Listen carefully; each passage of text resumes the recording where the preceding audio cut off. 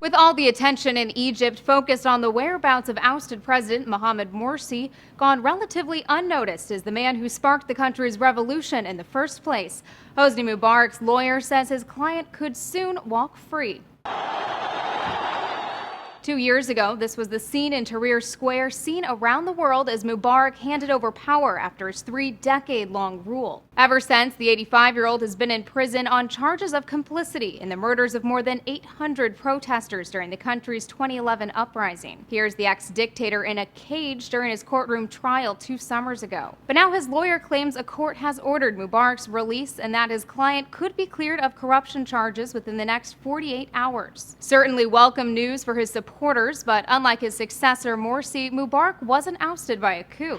Instead, a popular revolution. That alone has some worried what kind of impact his release could have on Egypt's current political crisis. If it were to happen, it would certainly create a sense of anxiety and tensions on the street. It would be publicly, at least in the eyes of many people, a complete reversal of the gains of the 2011 revolution. The knock-on effect immediately will be people's conspiracy theory. Already it's doing the rounds. Oh yes, the army all the time wanted to have this coup, get him out and restore him as president.